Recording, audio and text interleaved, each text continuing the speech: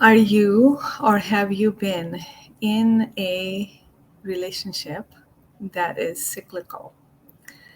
What I mean by that is it's constantly up and down. So you have a big blowout, blow up, big fight, very intense, emotional. Then you come down, and then everything seems really perfect for just a little bit, and it begins again. When all the energy, the emotions the pent up emotions are released, they're released, they're not healed. We go through the cycle, we come down, and then it starts again because we haven't done the deeper healing work. The close relationships, especially the romantic relationships, um, bring up, reveal everything that we have not healed, right? Even our childhood fantasies, we put that on to our partner. Fulfill, you're going to make all of my dreams come true. That's Disney or Bollywood. So, only to come to a rude awakening that it's in your power to fulfill your own dreams. No one actually can, even if they tried, can fulfill your dreams. It's not possible.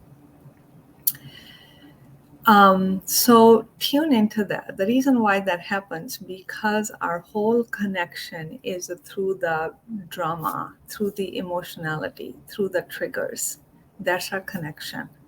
The connection feels intense, and we mistakenly um, think of that as if we are in love or there's chemistry. So we want good chemistry, not this combustive, explosive chemistry, because we can't contain it. So, um, and we can get into this loop for a long time. I have experienced that. I got out of the loop quickly, quick enough.